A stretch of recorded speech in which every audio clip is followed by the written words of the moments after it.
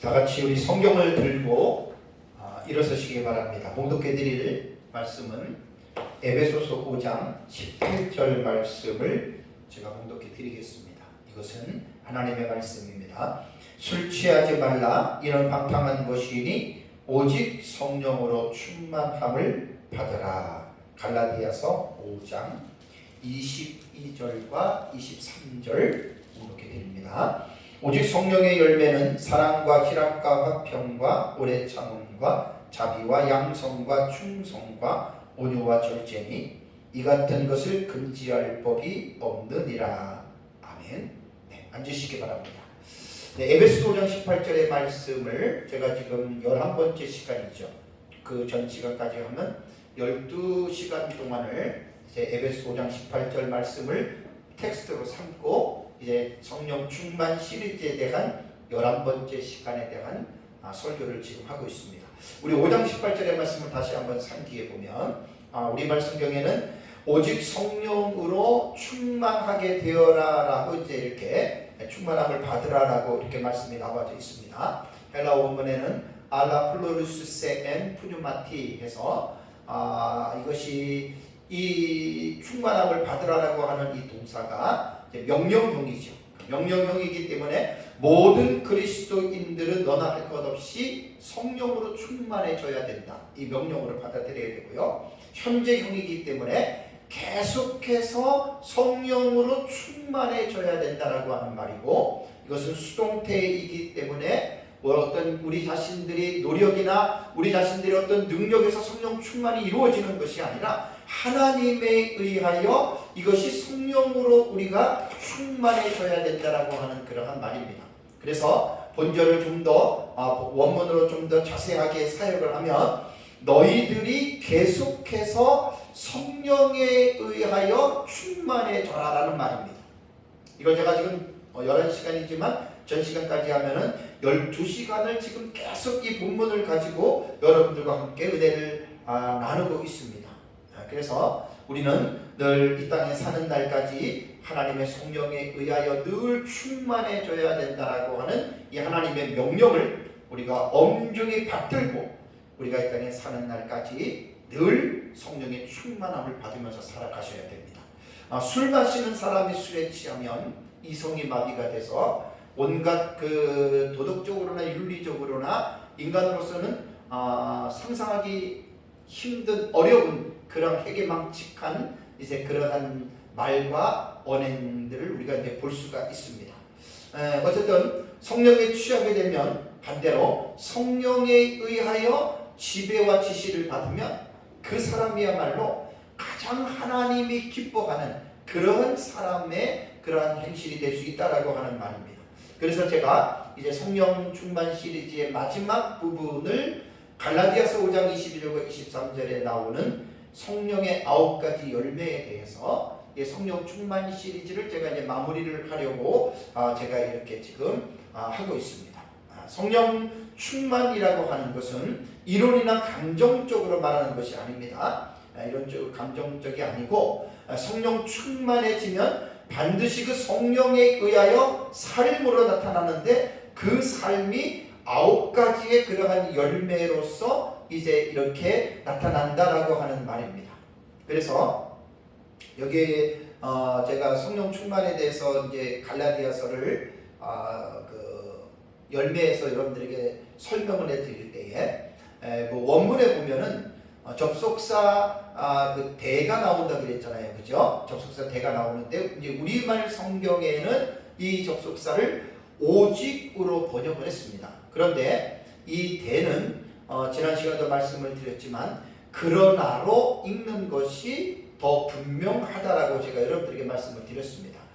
개역 성경과 개정역은요 이 오직으로 번역을 했습니다. 그래서 그 5장 18절을 보면은 갈라디아서 5장 22절을 보면은 오직 성령의 열매. 그래서 접속사 대를 이제 오직으로 번역을 했는데 그 현대어 성경은 하지만으로 번역을 했습니다. 하지만 성령의 열매는 이렇게 번역을 했거든요. 그런데 그러나라고 번역한 성경은 15권 중에 3분의 2가 되는 10권은 다 헬라어의 그 접속사 대를 그러나로 번역을 했습니다. 가톨릭 성경, 바른 성경, 새번역, 쉬운 성경, 우리말 성경, 킹흠정, 한글킹, 현대인, 마사 성경, 고영민 박사님 그 직역 성경에는 전부 다 이 대를 그러나라고 이제 이렇게 번역을 했고, 그리고 공동 번역과 허성각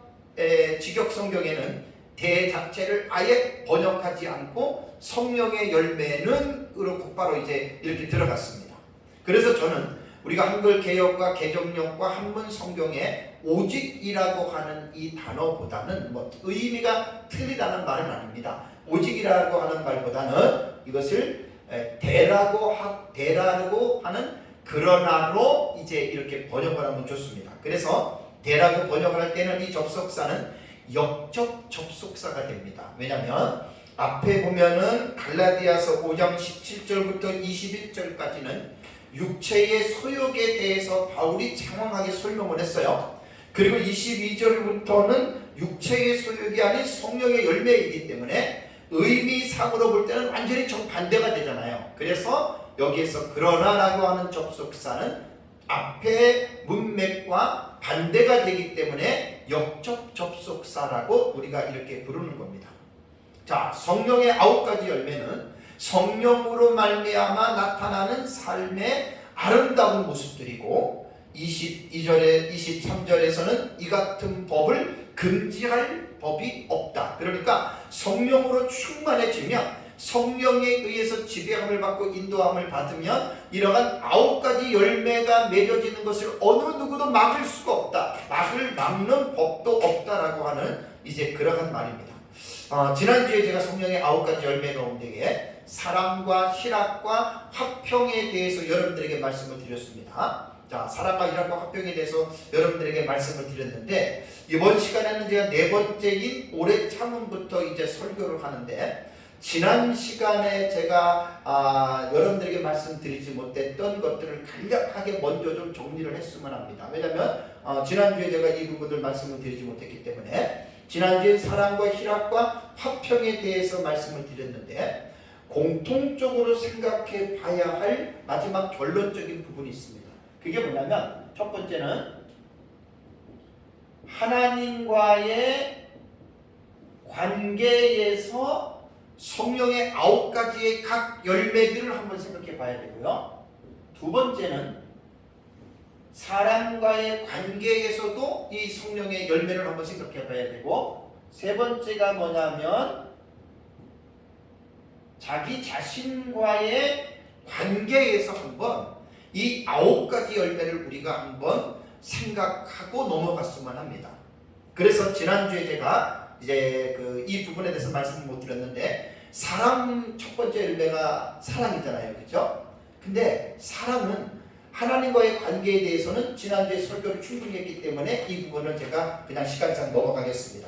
두 번째에 사람들과의 관계에서도 지난주에 충분히 제가 설명을 했고요, 말씀을 드렸고요. 하나 더 덧붙인다면 베드로전서 4장 8절을 보면 무엇보다도 뜨겁게 서로 사랑할지니 사랑은 허다한 죄를 덮느니라.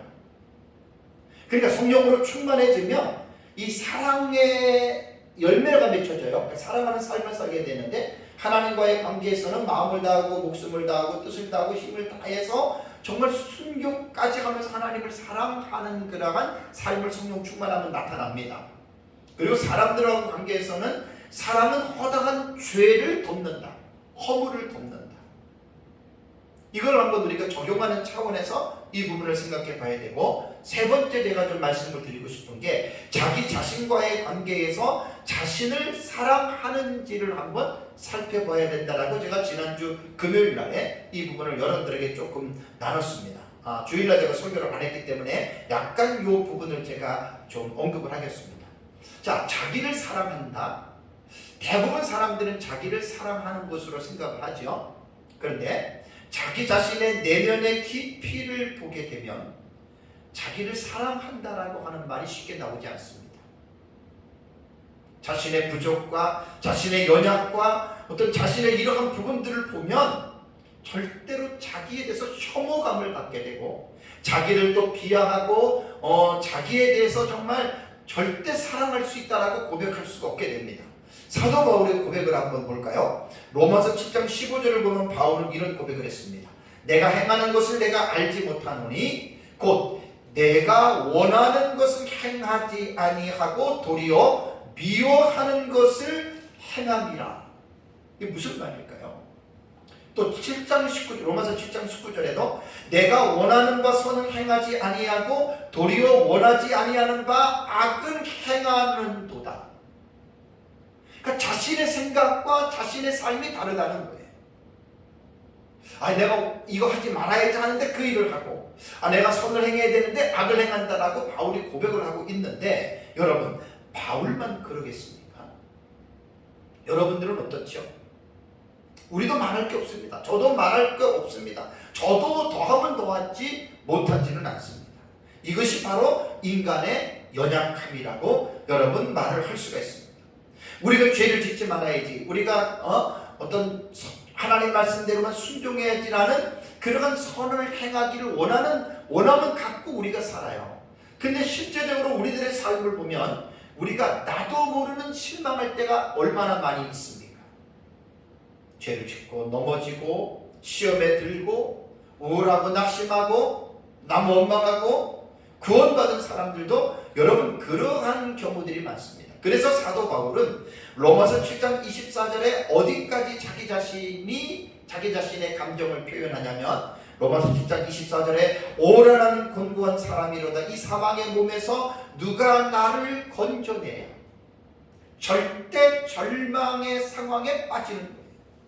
여러분 예수를 믿으면 우리가 하나님의 말씀을 통해서 자신의 영혼을 깊이 여러분 깨닫게 되면 바울과 같이 오라라는 곤고한 사람이로다 이 사망의 몸에서 누가 나를 건져내려라고 자기에 대한 절대적인 절망에 이르러야 됩니다. 신앙생활하면서 아직도 자신에 대한 절대 절망의 자리까지 내려가지 않는 사람들은 아직까지 신앙이 성숙한 사람이라고 말하기가 어렵습니다. 이렇게 자기 자신이 바울처럼 오라라는 곤고한 사람들에게 비참한 사람이라고 하는 이야기거든요. 그리고 바울은 디모데서에서도 자기는 죄인 중에 괴수라고 고백을 했죠. 그러니까 세상에 죄 있는 사람들 중에 자기가 첫 번째로 제일 죄 많은 사람이라고 한 것은 그것은 자기 자신의 내면을 하나님의 말씀을 통해서 깊이 있게 바라봤다는 이야기예요. 그래서 자신의 어떤 그 내면에 이러한 절대 절망적인 선까지 가지 않는 사람들은 은근히 신앙생활하면서 자기 의가 살아있어요. 그래서 하나님을 의지하기보다는 자기가 노력을 하고 자기 의를 통해서 이제 하나님 안에서 신앙생활을 하려고 하는 사람들이 많이 있는데 여러분 그렇지 않습니다. 모든 사람은 다 똑같이 우리는 구원은 받았지만 우리 안에 죄악된 본성은 사라지지 않았기 때문에 우리가 이 땅에 살면서 우리 인간이 부족하고 연약하기 때문에 우리는 이 땅에서 호흡이 멈추는 그 순간까지 우리는 죄와 싸우는 그러한 입장이라고 하는 사실을 여러분들이 꼭 기억을 해야 됩니다. 베드로 사도도 베드로전서 5장에 보면 너희 대적 마귀가 우는 사자처럼 두루다니며 삼킬 자를 찾는다. 마귀가 우리를 공격하고 우리 속에 있는 육체의 그러한 죄악된 그러한 소욕들이 여러분 우리를 그렇게 괴롭히고 있다라고 하는 거, 그렇다면 여러분 이제 결론적으로 제가 묻겠습니다. 이렇게 부족하고 연약투성이인 나를, 선을 행하기를 원하는데 선을 행치 않고 악을 행하는 나를 정말 여러분 내가 나를 사랑할 수 있겠습니까? 인간적으로는 못합니다. 여러분 우리가 다른 사람들과의 관계에서 늘 나타나잖아요.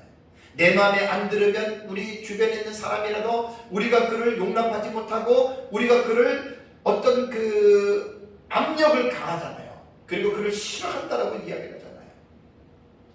마찬가지로 우리 자신들의 부족과 연약한 것을 깊이 보면 볼수록 우리 자신들을 사랑한다라고 하는 것은 쉽지 않습니다. 그런데 성령이 충만해지면 이 성령으로 열매를 맺게 되는 첫 번째 열매가 사랑인데, 이 사랑은 부족하고 연약하고 못난 자기 자신까지도 사랑하게 된다라고 하는 놀라운 일입니다. 왜 우리가 성령의 충만함을 받아야 합니까? 여러 가지가 있겠지만 사랑이라고 하는 이 관점에서 또 자신과의 이 관계 면으로 볼 때는 부족하고 연약하고 죄인 중에 괴수이지만 나 자신도 사랑하게 된다라고 하는 말입니다. 그래서 성령 충만함을 받아야 됩니다. 우리가 얼마나 부족하고 연약합니까? 우리가 부족하고 연약하고 실수한다고 해서 하나님이 우리를 미워하고 하나님이 우리를 버리십니까? 절대로 그렇지 않습니다. 하나님이 우리를 사랑하기 때문에, 하나님이 우리를 용서하고 우리를 받아주시기 때문에 우리도 내 자신의 부족과 연약함을 보고 알더라도 우리도 우리 자신들을 용납하고 우리 자신들을 사랑해야 됩니다. 자, 그리고 이제 희락과 화평에 대해서는 시간상 제가 넘어가고, 오늘 이제 본문에서 네 번째 오래 참음이라고 하는 이 열매에 대해서 말씀을 드리겠습니다. 자, 성령의 열매인 네 번째 열매는 오래 참음의 열매입니다. 자, 성령의 열매라고 하는 의미는 성령으로 말미암아 나타나는 행위를 말한다 그랬습니다. 이게 푸뉴마토스라고 그러죠. 푸뉴마토스. 그러니까 이게 뭐냐면 성령의라고 하는 말은 푸뉴마토스는 소유격입니다. 그러니까 소유격이기 때문에 성령에 의하여 성령으로 말미암아 이러한 열매들이 맺어진다라고 하는 말인데, 여기에서 네 번째 열매가 오래 참음인데 우리말 15개 제가 번역본을, 우리말 성경의 번역본을 보고 제가 이제 이 단어들을 비교를 해봤습니다. 이 오래 참음은 딱 두 가지 단어로만, 이 15개 역본이 두 가지 단어로만 사용을 했습니다. 오래 참음 혹은 인내, 동의어입니다. 동의어인데 이제 사용했던 초이스한 단어가 오래 참음이냐 인내냐, 이제 이러한 두 가지 단어로 번역을 했습니다. 자, 신약 성경을 보면은 이 마크로디미아라고 하는 말입니다. 헬라어 단어가, 이 마크로디미아라고 하는 이 단어는 신약 성경에 14번 나옵니다.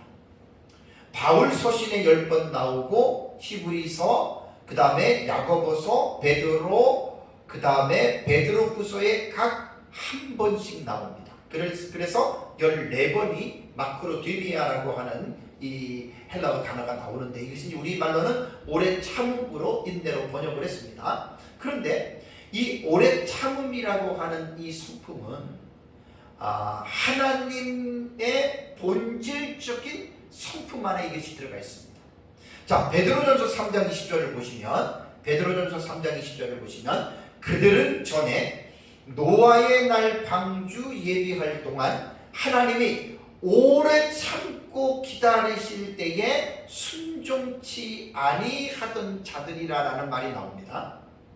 여기서 보면 하나님께서 오래 참고 기다리셨다. 그러니까 하나님의 성품 속에 이 오래 참으시는 마크로디미아라고 하는 오래 참으심에 대한 성품이 있는 거예요. 그래서 이 오래 참음은 하나님의 성품. 그래서 이제 우리가 이 성령의 열매라고 할 때는 성령의 성품이란 말이에요. 성령이 하나님의 속성 가운데 있는 거란 말이에요. 전에도 말씀을 드렸지만 착각해서는 안 될 것이, 우리가 갈라디아서 5장 22절과 23절에 나타나는 사랑, 희락, 화평, 오래 참음, 자비, 양성, 충성, 온유와 절제, 이 9가지의 이러한 속성과 성품들은 우리에게 그림자처럼 희미하게는 보이는 것 같지만 실질적으로 우리에게는 이러한 성품이 약하거나 없다라고 여러분 생각해야 됩니다. 만약에 인간이 노력을 하고 어떤 인간의 능력으로 이 9가지의 열매를 맺는 삶을 살아간다고 생각해 보십시오. 그러면 왜 성령의 열매라고 말을 했겠습니까? 이것부터 깊이 생각하셔야 돼요.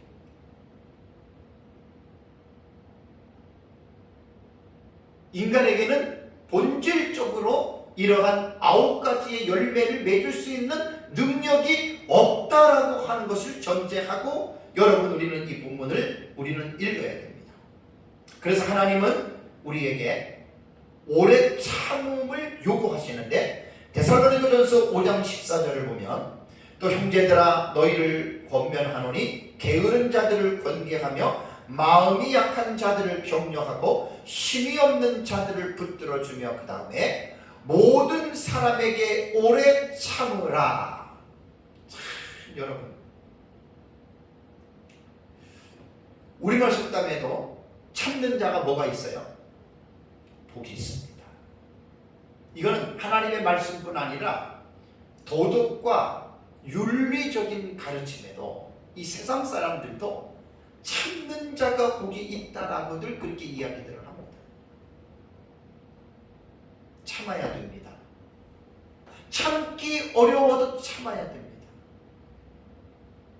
그래서 하나님은 하나님의 자녀들에게 모든 사람에게 오래 참으라라고 요구하고 계신다라고 하는 이 사실을 여러분들이 기억을 하셔야 됩니다.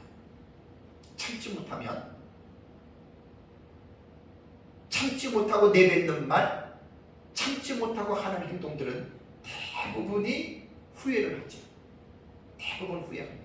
아, 내가 왜 그때 조금만 더 참았을까?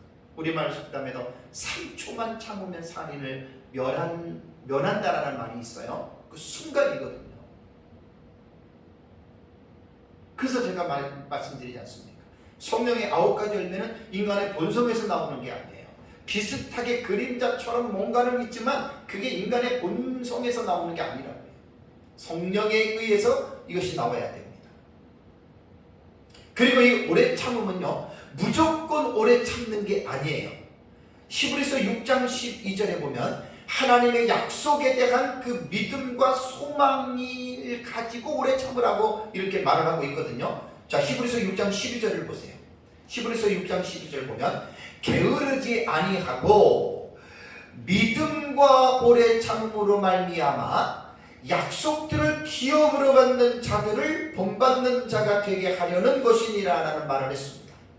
오래 참는 이 조건이 뭐지요? 하나님의 약속들이 있단 말이에요. 그 하나님의 약속들에 대한 믿음, 그리고 그 믿고 있는 그 믿음이 소망으로 기대가 되는 이러한 전제가 되어 있기 때문에 오래 참으라는 거예요. 약속도 없고 믿음도 없고 소망도 없는데 무조건 오래 참으면 죽습니다.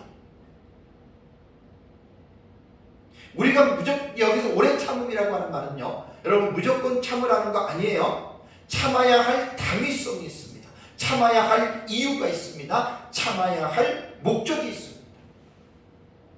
사람과의 관계도 마찬가지고 하나님과의 관계도 마찬가지고 자기 자신과의 관계도 마찬가지고 무조건 참는 게 아니에요.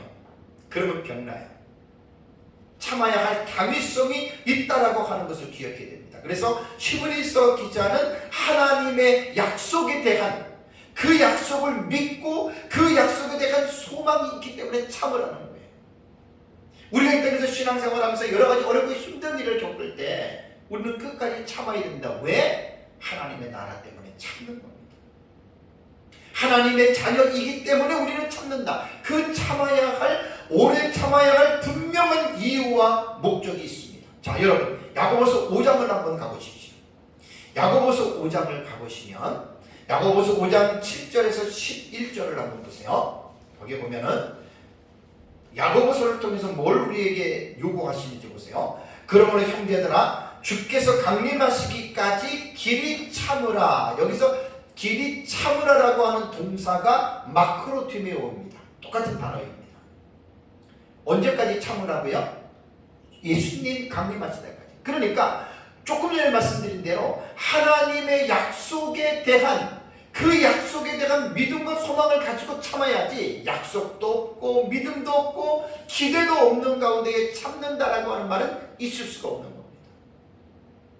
예수님이 재림할 때까지 하나님의 나라를 바라보면서 참으라. 동사 이것은 마크로티메오 똑같은 단어입니다. 그 다음에 또 뭐라 그랬죠? 보라 농부가 땅에서 나는 귀한 열매를 바라고 뭐 한다고요? 길이 참아 이른 비와 늦은 비를 기다리나니, 여기서 길이 참아도 이 동사도 마크로티메오 똑같은 지금 단어입니다. 물론 성령의 열매는 명사형이죠. 마크로디미아는 명사형이고, 요건 지금 동사 똑같은 단어지만 동사로 지금 나온 겁니다. 8절을 보세요. 8절에도 너희도 어떻게 해요? 길이 참고 농부가 열매를 바라고 이른 비와 늦은 비를 기다리면서 참는 것처럼 그와 같이 너희도 길이 참으라는 말이에요. 오래 참으라는 말이에요. 여기도 길이 참고 이 동사가 마크로티메오 똑같은 단어입니다. 그리고 마음을 굳건하게 하라. 그 다음에 뭐라 그랬죠? 주의 강림이 가까우니라. 목적이 있잖아요. 예수님의 재림이 가깝기 때문에 그 이유와 그 목적 때문에 우리는 참으라라고 하는 말입니다, 여러분. 목적이 없이 이유 없이 못 참습니다. 아무 의미 없이 참는 것은 그건 무의미한 겁니다. 그건 바보입니다. 그러다가 자기가 죽습니다. 그러나 분명한 의미를 두어야 되고 당위성이 있어야 되고 그 목적을 가지고 우리는 참아야 돼요. 남편이, 아내가, 자식이, 부모가 우리가 원하는 대로 변하지 않을 때 여러분 참아야 됩니다. 참아야 됩니다. 왜? 내가 자식을, 내가 남편을, 내가 아내를 절대로 변화시킬 수 없습니다. 참으십시오. 그리고 우리는 하나님에게 대한 소망을 두고 하나님에 대한 믿음을 가지고 기도하십시오. 하나님이 변화시켜 주기를. 그 방법이 가장 지혜로운 방법입니다. 그걸 내가 변화시키려고 하다가 싸움 나고 안 좋은 일들이 여러분 벌어지는 거예요. 길이 참아야 됩니다. 그 목적이 우리 있잖아요. 왜? 하나님이 살아계시기 때문에 하나님이 남편을, 아내를, 자녀를, 부모를 변화시켜 줄 수 있다는 겁니다. 그 믿음과 소망을 가지고 그 약속을 가지고 참으시기 바랍니다. 기도하면서. 다음에 9절에 형제들아 서로 원망하지 말라. 그리하여야 심판을 면하리라. 보라 심판주가 문 밖에 서서 기다리나니. 10절에 형제들아 주의 이름으로 말한 선지자들의 고난과 그 다음에 뭐지요? 오래 참음의 본으로 삼으라. 오래 참음의 본으로 삼으라. 여기에서 참음이라고 하는 이 단어는 마크로디미아입니다. 마크로디미오가 아니라 디미아는 뭐냐면 이것은 명사형입니다. 명사형. 그러니까 똑같은 단어예요. 마크로디미아. 오랜 참음의 본을 삼으라는 거예요. 우리 믿음의 선진들을 보십시오. 또 선지자들을 보십시오. 오래 참았던 그들을 본을 받으라는 거예요. 11절을 보십시오. 보라 인내하는 자를 우리가 복되다 하니. 보세요. 오래 참는 자가 복이 있잖아요. 여기서도 인내하는 자는 동사입니다. 이건데 휘포메노라고 하는 동사인데, 이거는 마크로디메아하고는 어근이 다르지만 그러나 오래 참는 단어로 여기에서 이제 11절에는 인내하는 자를 동사형이 이제 휘포메노로 되어 있고요. 우리가 복되다 하니 너희가 욥의 인내를 들었고, 여기에서 인내도 이제 명사형인데 휘포모네. 그러니까 앞에 있는 동사 휘포메노와 같은 어근을 가지고 있는 그런 단어입니다. 자, 그렇다면 우리가 오래 참음은 성령의 열매입니다. 그러니까 성령이 충만하면 오래 참게 된다라는 말입니다. 여기서 제가 몇 가지의 구약의 인물들에 대해서 오래 참음에 대한, 우리 선진들에 대한 오래 참음을 여러분들에게 제가 말씀을 드리겠습니다. 자, 욥의 인내를 생각해 보십시오. 우스 땅에 살던 욥은 하나님을 경외하고 악에서 떠난 사람이었지요. 이 욥에게 하나님의 섭리 가운데 큰 시험과 환난이 닥쳐왔습니다. 욥은 말할 수 없는 고난을 오래 참음으로 견디었고, 그 결과 어떻게 됐죠? 갑절의 복을 받았어요. 여러분 참아야 됩니다. 분명한 목적을 가지고 참아야 됩니다. 욥은 하나님을 원망하거나 하나님을 욕하지 않고, 그는 자기가 이해할 수 없는 고난과 환난이었지만 뭔가 하나님의 뜻이 있을 것이라고 하는 그 소망을 가지고, 그 믿음을 가지고 여러분 욥은 참았던 거예요. 다음에 두 번째 인물은 요셉입니다. 요셉은 17세경에 꿈을 꾸었습니다. 꿈의 내용은 부모와 형제들이 자기에게 절을 하는 내용이었습니다.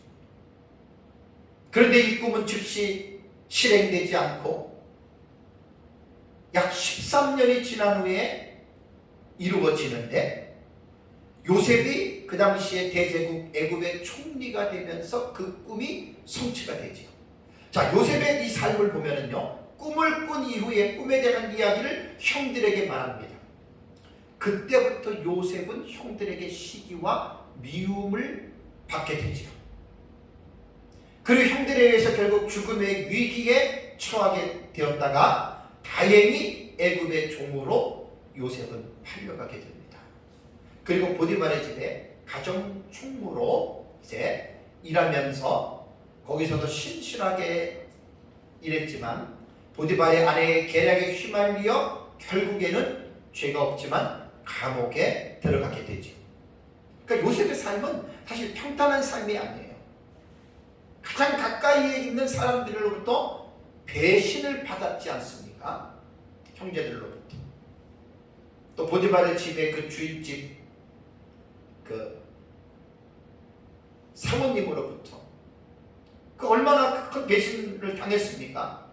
그럼에도 불구하고 요셉은 자기가 섬기는, 자기가 믿는 하나님을 생각하면서 요셉은 약 13년 정도 참았더라고요. 17세에 꿈을 꿨다면 30세에 요셉이 애굽의 총리가 되거든요.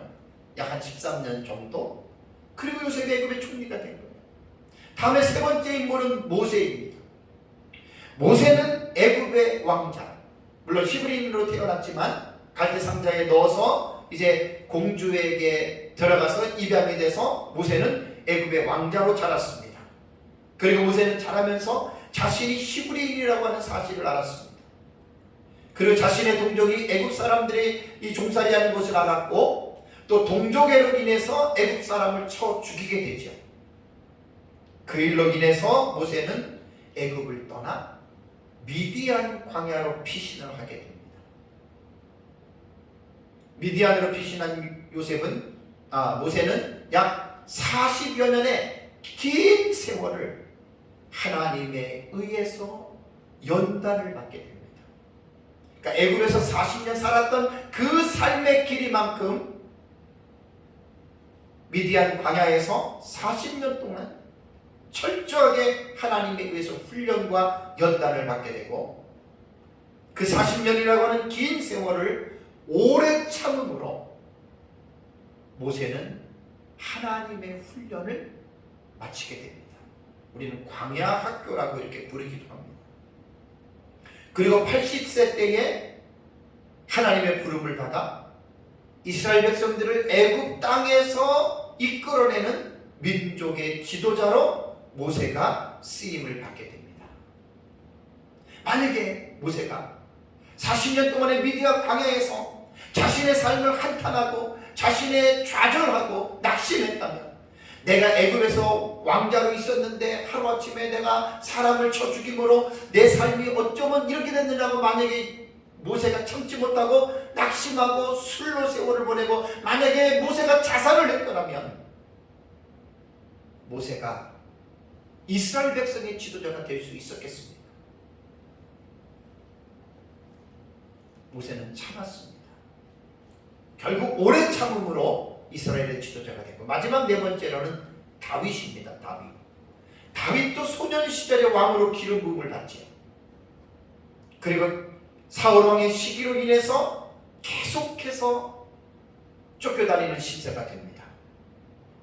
그리고 온 이스라엘의 왕이 되기까지, 우선 유다 지파에서 33살의 왕이 되고, 그 다음에 40살에 온 이스라엘의 그 왕이 되는 그때까지 다윗은 오래 참음으로 여러분 인내했습니다. 오래 참음에 대한 부분에서 우리가 생각해 볼 부분은, 첫 번째로 하나님과의 관계에서 우리가 한번 생각해 봐야 됩니다. 조금 전에 말씀드린 요셉, 모세, 다윗을 생각해 보십시오. 우리는 하나님과의 약속의 관계입니다. 약속의 관계. 우리는 하나님의 자녀이고 하나님은 우리의 아버지이십니다. 하나님은 우리의 아버지로서 우리에게 언약서를 주셨는데, 그것이 Old Testament, New Testament, 옛 언약인 구약 성경과 새 언약인 신약 성경을 우리에게 언약으로서 우리에게 주시고, 그리고 이 언약서를 믿음과 소망으로 우리를 가지고 이것을 보면서 하나님은 오래 참으면서 삶을 살아가라고 하나님은 우리에게 교훈하고 있다라고 하는 사실. 그래서 하나님과의 관계에서는 무조건 참는 것이 아니라 New Testament, Old Testament, 구약과 신약의 언약을 붙들고 오래 참으시길 바랍니다. 두 번째는 다른 사람들과의 관계에서 오래 참아야 됩니다. 아까 설교 시간에 잠깐 말씀드린 대로 가족으로 볼 때 남편이 아내를, 아내가 남편을 절대로 변화시키지 못합니다. 많은 부부들이 서로를 변화시키려고 하다가 이혼하면 했지 변화되지는 않습니다. 자식도 품 안의 자식이지 부모만 안 듣습니다.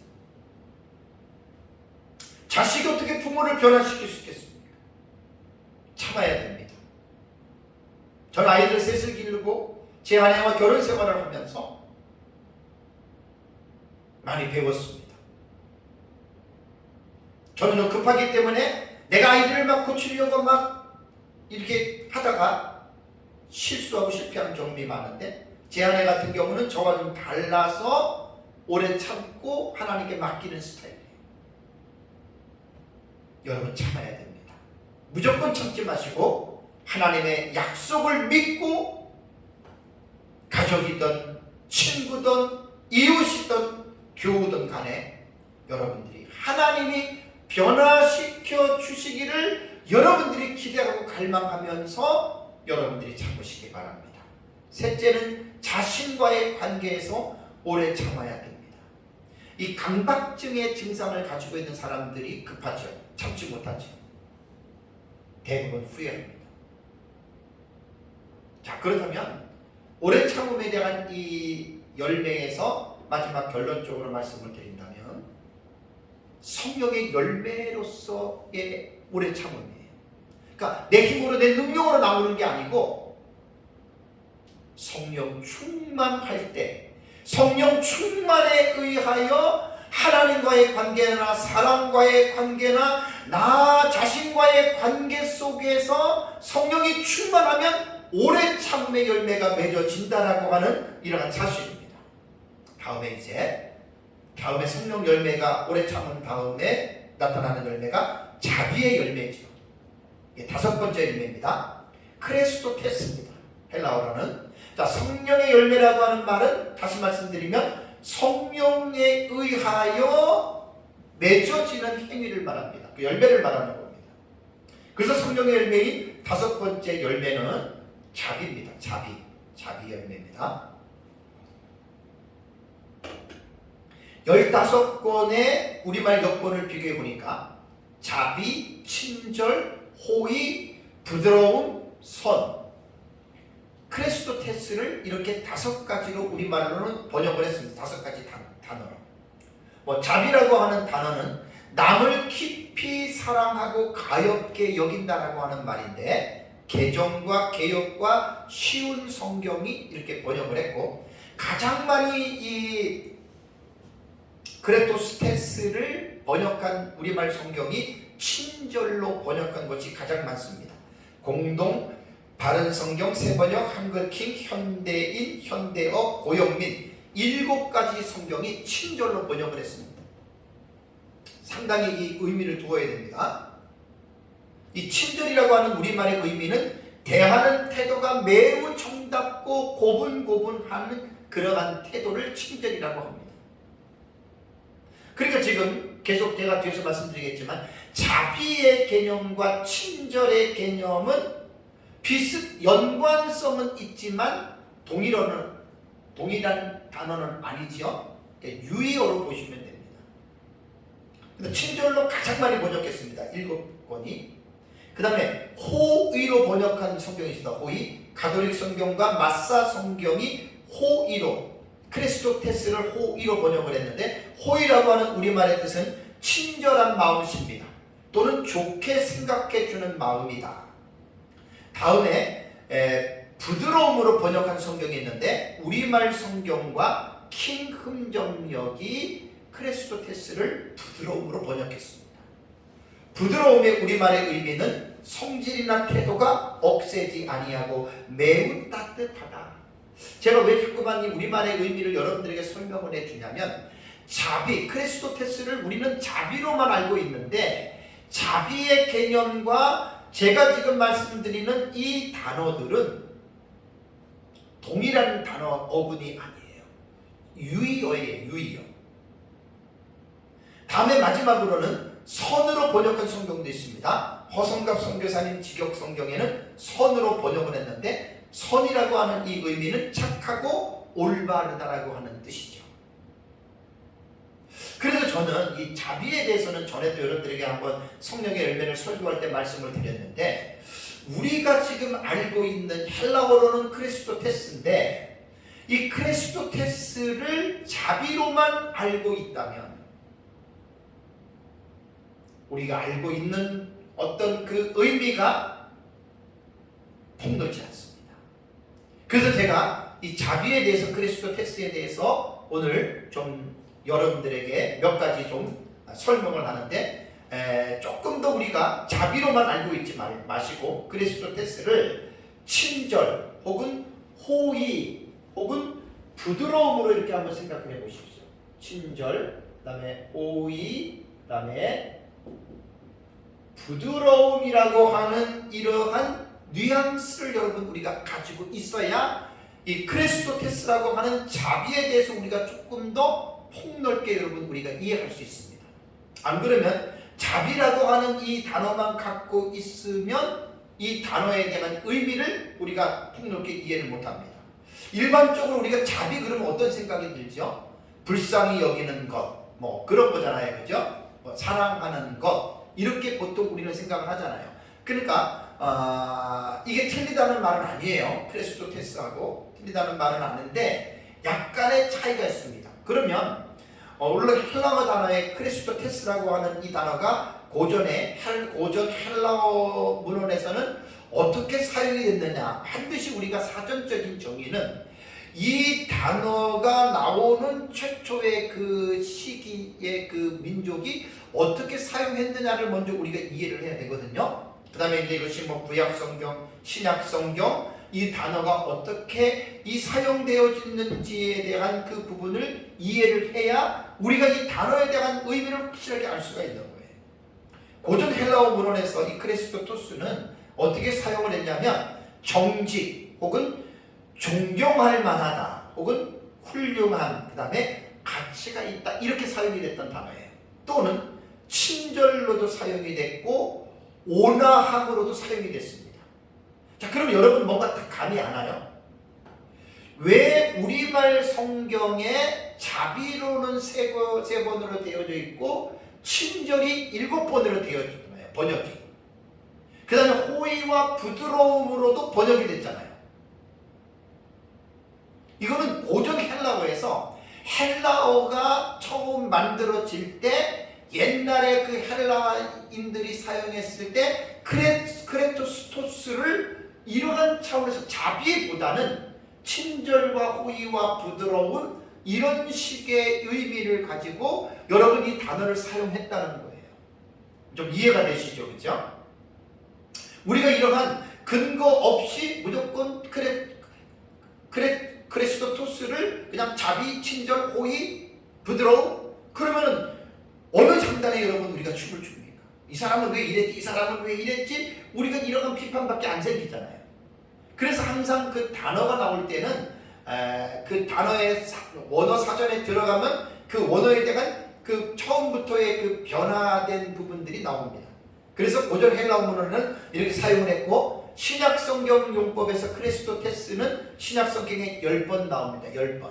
근데 10번 나오는데 이것이 다 어디 나오냐면 바울 서신에만 나옵니다.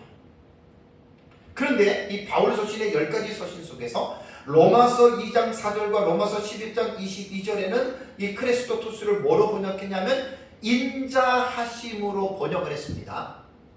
그래서 로마서 2장 4절과 11장 22절의 인자하심은 죄인을 사랑하시는 하나님의 은혜로운 태도를 인자함으로 표현했다는 거예요. 그러면 여기서 우리가 뭘 느끼게 되냐면, 제가 이러한 성경 안에서의 단어에 대한 풍성한 이해들을 하지 못하고 그냥 우리말 성경의 자비로만 알고 있는 사람이라면 하나밖에 모르는 거예요. 그러니까 그냥 이 로마서 2장 4절과 11장 22절에서 인자하심을, 죄인을 사랑하시는, 구원하시는 이러한 자비로운 것은 번역하는 것은 맞는데 이것만 보면 안 되는 거예요. 얘가 칠판에 쓰는 대로 친절과 호의와 부드러움으로 볼 때는 하나님이 죄인들을 사랑하시는 이 자비를, 이 행위가 친절한 행위로도 볼 수 있잖아요. 그죠?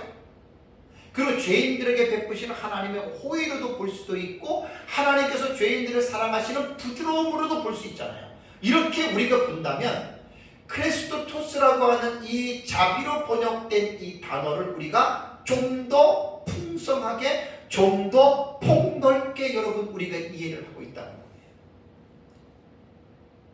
우리가 성령으로 충만해지면 이 크레스토토스라고 하는 자비의 삶이 나타나는데, 그냥 당연히 그냥 죄인을 구원하는, 불쌍히 여기는 그런 것만 나타나는 게 아니라 다른 사람들하고의 관계 속에서 친절한 모습이 나타난다 그거예요. 여기서 이제 우리가 알고 있는 그 지식의 범주를 제가 스코프를 지금 넓히는 거예요. 단어에 대한 의미를 좀 더 풍성하게 넓고 깊게 우리가 생각을 하는 거예요. 그래서 이 단어에 대한 의미를 넓고 깊게 이해가 되면 우리들의 삶이 그만큼 넓고 깊어질 수밖에 없다는 거죠. 다섯 번째 의미가 자비입니다. 단순히 자비의 의미로만 생각하지 마시고 친절과 호의와 부드러움이라고 하는 좀 이러한 차원에서까지 우리의 생각을 넓히면, 우리가 성령으로 충만해지면 우리들의 삶이 우리가 알고 있는 이 지식으로 말미암아 우리들의 삶도 훨씬 더 여러분 넓어집니다. 우리가 사람들 만나서 교제할 때 쌀쌀한 사람들이 있어요. 그 사람은 성격이 그래요. 성품이 그래요. 아주 차가운 그런 성격들이 있잖아요. 여러분, 그거는 그런 사람들이 성령이 충만해지면 친절해집니다. 부드러워집니다. 그리고 상대방에 대해서 별 관심이 없이 이기적인 사람들이 있죠. 그런 사람들은 상대방에게 호의를 베풀지를 않잖아요. 근데 성령이 충만해지면 호의적인 태도로 바뀝니다.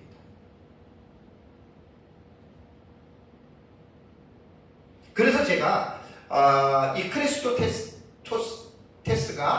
이제 그 인자하심으로 번역된 것은 죄인을 하나님께서 불쌍히 여기는 사랑을 자비라고 우리가 알고 있는데, 그거로만 생각하지 마시고 죄인을 불쌍히 여기시는 하나님의 은혜로운 태도를 우리는 친절로도 생각할 수 있으면 훨씬 우리가 생각하고 있는 인식의 범위가 넓어져요. 그리고 그것이 호의로 봐도 되고 부드러움으로 우리가 이해를 한다면 크레스토토스는 상당히 우리에게 귀한 어떤 것들을 줄 수 있다라고 하는 말입니다. 그래서 이 크레스토스는 우리에게 이제 이러한 차원에서 많은 유익을 줍니다. 크레스테토스. 그렇다면 자비의 개념과 여기를 한번 잘 보세요. 자비가 우리가 알고 있는 자비의 개념과 새롭게 지금 제가 단어의 의미를 확장해서 말씀드리는 친절과 호의와 부드러움의 이 개념이 그렇다면 다른 것인가? 다른 게 아닙니다. 동의어는 아니지만 유의어입니다.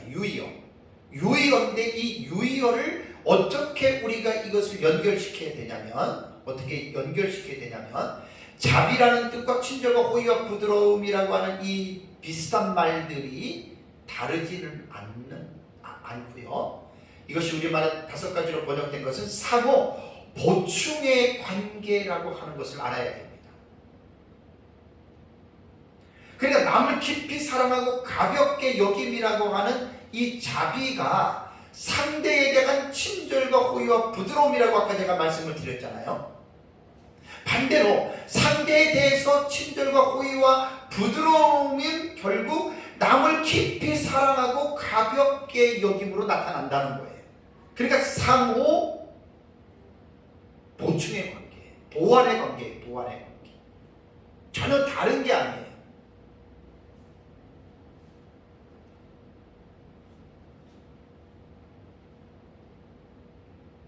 그래서 성령의 5번째 열매인 자비로 번역된 크레스토스, 크레테스토스 뭐 이렇게도 2가지 단어로 이렇게 사용을 합니다.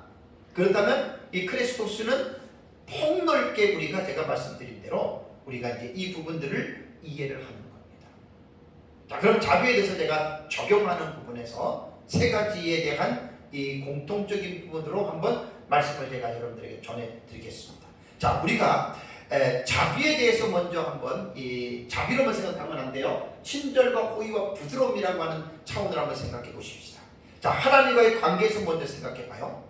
자, 하나님은 볼 것도 없이 저와 여러분들 우리에게 자비를 베푸시고 친절과 호의와 부드러움으로 하나님은 우리에게 대합니다. 그런데 여러분, 문제는 뭡니까? 나는 어떻죠? 우리는 어떻죠? 우리는 하나님에게 어떻게, 하나님은 우리를 그렇게 친절하게 자비하게 대하시는데 우리는 하나님을 어떻게 대하고 반응하고 있는가? 하나님에게 불친절하게 무자비하게 대하는 사람들이 많습니다. 자, 구약 1번까지 보겠습니다. 아간의 경우 여호수아서 7장 21절을 보면, 여러분, 아간은 우리가 잘 아는 인물이죠. 아간은 이스라엘 백성들이 이제 가나안을 정복할 때 여리고성을 점령했습니다. 그때 하나님이 뭐라고 얘기를 하죠? 여리고성을 점령하면 거기에서 탈취물은 너희들이 갖지 말고 하나님께 다 바쳐라 그랬죠. 근데 하나님께 탈취물을 바치는데 손을 대지 말라고 그랬는데 유다 지파의 세라의 증손 삽디의 손자 갈미의 아들인 아간이 어떻게 하지요? 하나님께 바쳐진 전리품을 훔치지요. 신할산의 아름다운 외투 한 벌과 은 200세겔과 무게가 50세겔 되는 금덩이 하나를 보고 탐내어서 훔쳤습니다. 자, 아간의 태도는 어떤 태도입니까? 하나님은 이스라엘 백성들에게 자비를 베푸시고 친절하게 호의를 베푸시고 하나님은 이스라엘 백성들에게 그 부드럽게 대하셨음에도 불구하고 아간은 하나님 앞에 불친절하게 하나님에게 응대했다라고 하는 사실입니다. 결국 아간은 악을 골짜기에서 자기뿐 아니라 자기의 가족들 모두가 이스라엘 백성들의 던지는 돌에 맞아서 가족 전체가 몰살당하는 불행한 인물이 되고 말았습니다. 두 번째는 사울 왕의 경우입니다. 사울은 하나님께서 얼마나 사울에게 자비와 호의와 친절을 베푸셨습니까? 얼마나 하나님이 사울을 그 부드럽게 하나님이 사울을 대하셨습니까? 그래서 사울이 이스라엘 왕이 되지 않았습니까? 근데 사울은 왕이 되고 난 후에 하나님의 자비와 친절을 무시하고 하나님을 향해 불친절한 그러한 삶을 살았습니다. 하나의 사건을 말씀드리겠습니다. 이스라엘 백성들이 아말렉을 하나님이 치라고 했습니다. 하나님이 승리를 주었습니다. 그때 하나님이 뭐라고 명령을 했냐면 아말렉을 칠 때에 그들의 모든 소유를 남기지 말고 진멸하라. 근데 사울이 어떻게 했냐면 가치 없고 하찮은 것은 진멸하지만 아가광과 소의 가장 좋은 것과 또는 기름진 것과 어린 양과 모든 좋은 것들은 진멸하지 않았습니다.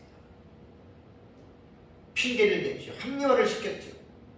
하나님께 뭐 제물을 드리려고 진멸하지 않았다. 자, 여기에서 이미 사울 왕은 하나님께 하나님의 말씀을 불순종한 거예요. 그래서 하나님은 사무엘 선지자를 통해서 왕에게 이렇게 말씀하십니다. 사무엘상 15장 22절과 23절을 보시면 사무엘이 이르되 여호와께서 번제와 다른 제사를 그의 목소리를 청종하는 것을 좋아하시겠나이까 순종이 제사보다 낫고 듣는 것이 숫양의 기름보다 나으니. 그러니까 사울이 불순종한, 하나님이 진멸하라고 하면 좋든 나쁘든 다 진멸을 해야 됩니다. 좋든 나쁘든 다 진멸해야 되는데 하나님의 명령을 불순종한 거예요. 순종이 제사보다 낫고 듣는 것이 숫양의 기름보다 낫다라는 말이에요. 하나님이 하라면 해야지. 거기서 왜 자기 생각이 탐을 내어서 그 좋은 것이라고 해서 그것도 합리화를 시켜가지고 그것을 진멸하지 않았냐는 말입니다. 여기서 우리가 볼 수 있는 것은 앞에서 말한 아간의 경우와 같은 거예요. 하나님은 이스라엘 백성들에게 친절하게 되었습니다. 자비를 베푸셨습니다. 그들에게 호의를 베풀어서 아말렉과의 전쟁에서 이기게 하셨습니다. 승리를 주시고 많은 전리품을 취하게 하셨습니다. 그러면 사울 왕은 하나님께 동일하게 친절하게 순종을 했어야 되지 않아요?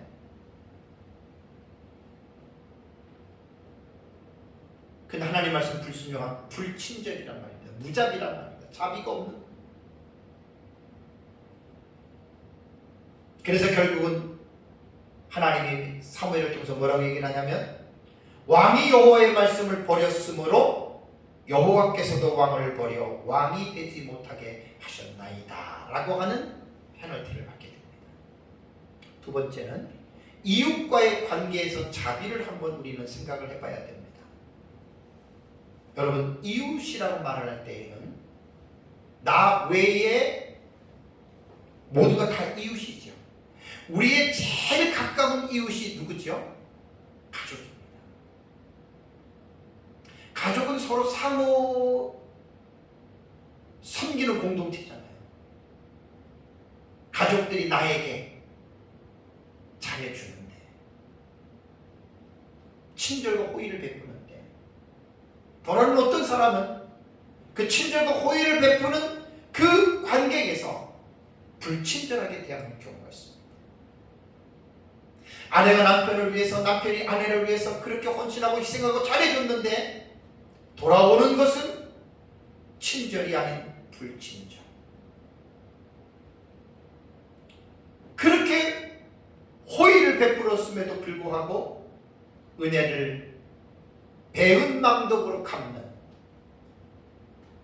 그런 경우가 있지 않습니까?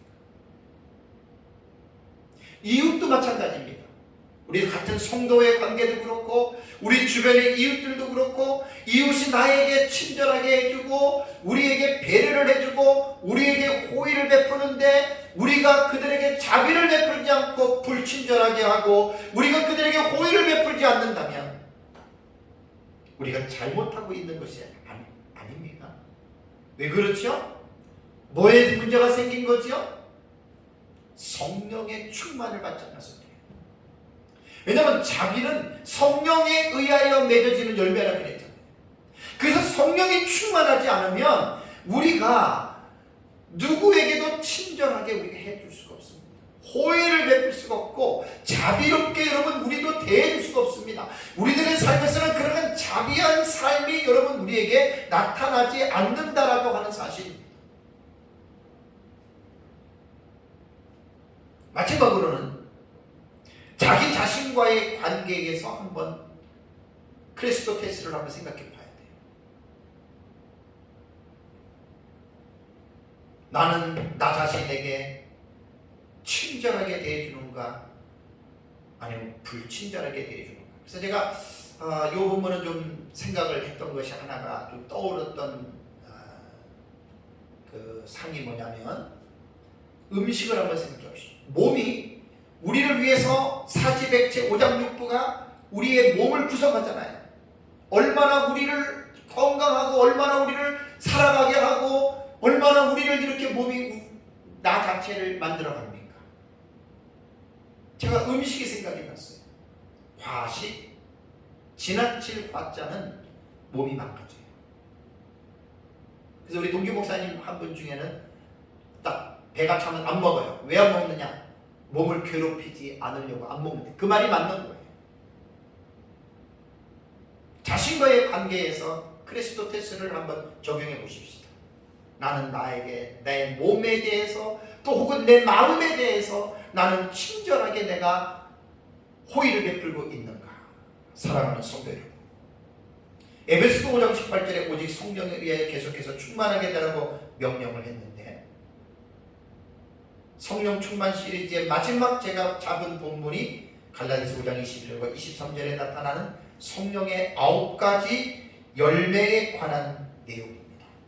이 내용의 말씀을 잘 여러분들이 기억하시고 우리가 오늘 본문의 말씀대로 오래 참음과 그 다음에 자비에 관한 이 말씀을 잘 기억하고, 이것은 우리 힘으로 되는 게 아닙니다. 성령 충만할 때 이 부분이 우리에게 이루어진다라고 하는 사실을 잘 기억하고 저와 여러분들이 이러한 오래 참음과 자비의 열매를 풍성하게 맺으시기를 주님의 이름으로 축복합니다. 다 같이 기도하겠습니다.